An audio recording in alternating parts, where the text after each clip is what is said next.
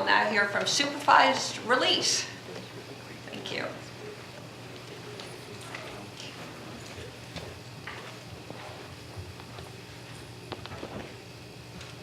Good morning, everybody. Good morning. So New York City has the lowest incarceration rate of any big city in the nation. But even so, our jails are filled with the poor and largely African American and Latino people. And they're held in by a broken bail system in which money holds the keys to the jail. For the poor, bail of $1,000 could just as well be $1 million. And this injustice has magnifying effects. People in jail are more likely to be convicted, they're more likely to be incarcerated, and even short stays affect a life course, whether you get a job, whether you can attend to family needs. And government here can be a force for good, but to make it work, you have to deal with this crazy quilt of multiple agencies and nonprofits and others to unite them towards some kind of common goal to get the things done, and also to survive the bumps along the way that you're going to encounter. Supervised Release managed to crack that code. It got the multiple players to create and own it. It created something flexible and durable and simple that feeds on its own success. And it ends up being New York City's answer to help end money bail. Our jail population has dropped by 30% in the last 3 years, and Supervised Release has driven half of that. The program has spread way more quickly than any of us expected. About 30% more participants than we thought. And this is fueled in part by 3 things. First is the results. People show up to court, and about 89% of them have made all of their court dates. Also, they're not committing many crimes. 92% of them have not had a felony rearrest while they're in the program. The second is the participatory structure that developed it, meaning a deep commitment to the program. This group, they made it, they use it, now they own it, and they help fix it when things go wrong. And the third is the flexibility of the model, which permits it to grow and expand exponentially to many other groups with an array of different needs, including homelessness and the behaviorally ill. So New York City is really like 5 different cities. We have almost 9 million people across 5 counties or boroughs, and this extends to the criminal justice system as well. Each borough has its own idiosyncrasies in the way that it operates. And within our criminal justice system, we have multiple players, each with different bosses. So the first and biggest challenge was building a program that all of these people would trust and would use. So we had to address the judge's fear of ending up on the front page of the paper for releasing the wrong person, address the prosecutor's skepticism about release generally, and the defense attorney's skepticism about the unintended consequences of over-supervising people. And then balance all of those against the evidence that we know that lighter touch supervision does work. So we brought together our judges, prosecutors, defense attorneys, first in intense negotiations to hammer out the details of the program, and then later in steering committee meetings to talk about the progress and obstacles they're facing. And the model this group built is different than other community supervision programs in 2 major ways. First, we built a tool to screen people for eligibility, and that takes into account risk of rearrest and risk of flight. And we put the results of that tool in the hand of the defense attorney. So it's really the defense attorney's decision alone whether to advocate for this program or not. And second, it relies on civilians, not officers. It's social workers who are the ones who work with people once they're released and help to get them back to court. There's no drug testing, no ankle monitors, because we knew that wasn't necessary, and our experience is now showing that again. The social workers, though, see it as their goal to help each person improve their situation. And the key to those services or treatment is that this is not a mandate of the court. So failure or relapse in those won't lead someone back to jail, and that's really key. The only mandate is meeting with the social worker, and the amount that they have to do that is based on their risk and their need. So we hear from judges and prosecutors and defense attorneys, folks who do not agree on much, that the only problem with supervised release is that there isn't more of it. 2 of our DAs just recently made big shifts in when they're going to ask for bail because, as they said, they can now rely on supervised release to take up what otherwise might be the slack. We think we've built enough confidence in the program's simplicity and reliability that we're now expanding it to other populations that people were concerned about before. We think the program has really sort of been a juggernaut, and we really look forward to being able to work with our partners to bring it to the next level. Robert? Sorry. It sounds to me like that you have providers who are in charge of the supervision, and I'm just curious what how many of them are, who awards the contract, are they not-for-profit? Give me a sense of these providers of the supervision. Sure. So we contract, the Mayor's Office of Criminal Justice contracts with 3 separate nonprofit providers, and there's one group in each borough, so there's 5 providers, and they each employ social workers and court reps that will be in every arraignment shift. We have 24-hour arraignments in New York City, so night and day. This is available to anyone coming through in any borough. And is there a way that you monitor or measure their performance? Yes, and we do it very regularly. We get numbers from them every week of how things are going, and so we're watching trends very closely. We hear on a monthly basis from each of them around a table to be able to learn from each other what's going on. You know, in Manhattan, we got a new judge this week, and they're really using the program a lot, and then this other judge is setting bail a lot. And oh, we had that problem in Brooklyn, and how can we, help you with our experience? And so, is there variation in the show-up rates across the boroughs? between the providers? There is variation across the boroughs, and to some extent that coincides with different providers. I think we believe it's because they're seeing slightly different risk level of people, so they get higher risk people in Brooklyn often because there's more misdemeanors coming through who tend to be higher risk. So there is a little bit of variation. But you pay attention. We watch it very closely. So if we wanted to take this model and reduce bail all over the country, and believe you me, I do, is it, so when you say things like a crazy quote of actors and so forth, so what would you say to, Philadelphia, for example? I mean, is there some core group of actors that can get this process going? How do you figure out the crazy quilt in different jurisdictions?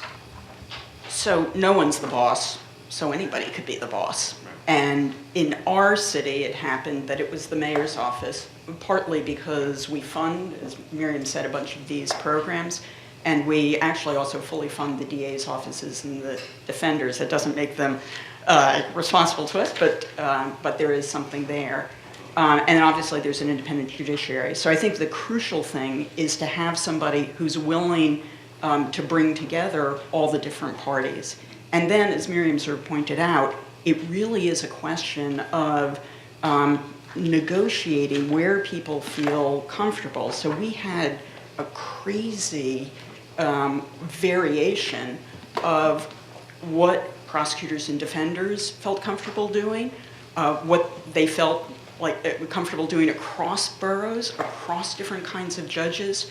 And so we started with an agreed upon model as far as sort of what's the risk level, what's the eligibility. But the thing that's been so fascinating about it is that as the program has continued and has been successful across the agreed upon criteria, people are now interested in pushing that out to take folks who otherwise at the beginning they said, no way, we think that's too risky, we're not willing to use this program for them. Might you speak to the relationship between the cost of the program and the savings relative to the number of people in jail on a daily basis? So very grossly, without getting into kind of marginal costs, which is an absolutely crucial piece, we spend about $1 billion a year on our correction system. That's to house about 8,000 people. The program costs here are about $2,500 a person. There was a controller's report very recently that said we spend about $10 million a year simply on people that ultimately end up getting bailed out anyway, who maybe is a proxy for this group. So, so for us, we think it's a relatively modest investment to be able to shrink our jail population, which is what we are intensely focused on right now. Can you talk to us a little bit about, a little more in depth, on what actually happens in supervised release? Right? So, person shows up, they present, you go through, all the different systems. They got arrested, they got processed. Risk assessment has been done. They're not a big risk. You're going to go into this supervised release. Then what? Well, so as I mentioned, we brought together all of our partners to sort of hammer out the details, and part of that was making some compromises, and some people saying, I'm not going to go unless we do it this way, and other people saying, maybe we could compromise there. And so one of them was the first step, which is the needs assessment. And so judges felt really, seriously, we need a needs assessment at first. So the first step, we use validated assessment tools to really understand where this person's coming from, where their need areas are, and they will have that assessment within 24 hours of leaving court. So there's not that time to sort of disengage and forget. And so they'll have a needs assessment, and then they spend, the social worker will decide, okay, here's your risk and here's your needs. So you're going to come in either once a week or sometimes once a month to see me. And in those times when they're talking with their social worker, the social workers are trained in motivational interviewing to help sort of bring this person along. And their goal in that time is, how can we get you to get to a place where you're ready to engage in treatment or, career services or whatever it is. And so they spend that time trying to help get them there. And then they'll make referrals and they'll follow up with them. But it's not part of the court, and they're not telling the judge, oh, they didn't go to treatment. And that's a really key piece. So, If could I add one Yeah, sure. thing? I think the one thing I would just say is that it's not totally cookie cutter, because we're dealing with folks with a wide array of risks and needs. Right. And so it could be anything from, we're just going to text you, like, before your court appearance, to what Miriam's describing. I want to key off of Robert's question, not that there's any connection between each of the presentations, but so now you're in supervised release, done a needs assessment. You did whatever you did, or you didn't do whatever you did or were accused of. What happens with that person in terms of this system? And are you finding, for instance, what percentage of the folks are actually gainfully employed that are coming through? So, in looking at the data... Legally gainfully employed. Yes. I would say coming into the program, that number is pretty similar to the rest of the criminal justice system. It's not very high. And so a lot of the social workers' time will be spent on getting people engaged. And we find that of the referrals that are made by social workers, that's one of the top 3 is employment services. And so we're working in ways to do group sessions where they will talk about job skills and communication skills, because even just from that first step of just how do you communicate with an employer is really important. So we also know, though, that when someone comes into this program, they're not setting a foot in jail, and that foot in jail can really derail anything they did have going in terms of a career, in terms of, taking a day off or taking a month off. That's, really a deal breaker for so many careers. Thank you. Is there, could you expand the program?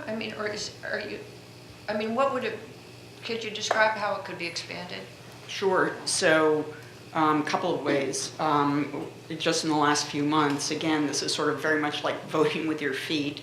Our partners said, we want to expand this to adolescents and young adults, who actually are the folks who we find are most often arrested for violent offenses. So that was sort of a big step forward. And that's now in 3 different boroughs. So they would normally automatically go to jail? Well, not automatically, but more often than not, bail is set on them, or they're remanded, meaning held without bail, Yeah. and therefore not eligible. The second sort of big area, which we already touch, but we think there's real opportunity to be much more intentional about it, are the folks that some of the people, the first team talked about, which is people who end up being sort of churning in and out of the criminal justice system, health systems, and homeless shelters. We find already within supervised release, we have a much higher percentage of people who report themselves being homeless than we do generally coming through the justice system. And that's some indication, I think, that there's a better way maybe to build that out. It's something that judges are really, really concerned about. The guy shows up in front of him for a shoplifting thing, but he's been arrested, you know, a million other times for shoplifting and warrants all the time because he doesn't have a place to live. The judge isn't interested in putting him in, but this offers an alternative. So I think there's a lot of room for expansion. It's sort of a Lego set, you know, and we can snap a lot of pieces into. And so when you said others, are you telling me that I'm, excuse me. Thank you very much.